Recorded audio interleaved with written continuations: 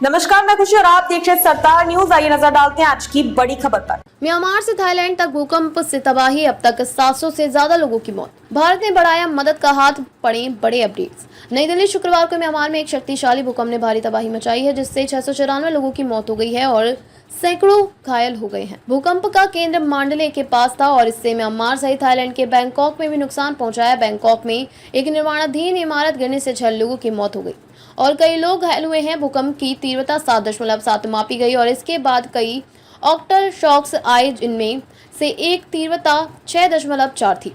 Myanmar के सैन्य शासन ने आधिकारिक तौर पर 694 मौतें और 730 घायलों की पुष्टि की। म्यांमार में भारत के अलावा चीन और रूस ने भी मदद भेजी है। थाईलैंड के बैंकॉक में एक निर्माणाधीन 33 मंजिला इमारत भूकंप के कारण ढह गई है। इमारत गिरने से आसपास के इलाके में भारी धूल और मलबा फैल गया। बैंकॉक में लोग भागते हुए दिखाई दिए और राहत कार्य जारी है। म्यांमार सरकार ने राहत प्रयासों के लिए रक्तदान की अपील की है और विदेशी मदद स्वीकार करने की बात की है।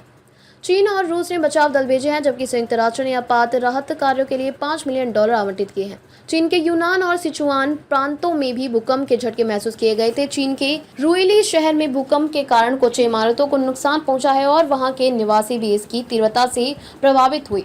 अफगानिस्तान में डोली धरती। म्यांमार और थाईलैंड के अलावा शनिवार की सुबह अफगानिस्तान में भी भूकंप के झटके महसूस किए गए हैं। अफगानिस्तान में आए भूकंप की तीव्रता रिएक्टर स्केल पर 4.7 मापी गई। हालांकि अभी तक किसी तरह के नुकसान की कोई खबर सामने नहीं आई है। भारत ने म्यांमार की मदद के लिए 15 टन राहत सामग्री भेजी है। भारतीय वायुसेना का C-130J सुपर हरक्यूलिस विमान हिडन एयरफोर्स स्टेशन से राहत सामग्री लेकर म्यांमार के लिए रवाना हुआ। भारत के पड़ोसी देश म्यांमार में शुक्रवार को भयानक भूकंप आया। भूकंप की तीव्रता 7.7 थी, जो कि काफी तेज था। इन झटकों से कई बिल्डिंग ढह गईं और लोग दहशत में आ गए। अब तक के लिए बस इतना ही। फिर होगी आपसे मुलाकात ऐसी एक और खबर के साथ। अब तक के लिए नमस्कार और देखते रहिए सरदार न्यूज।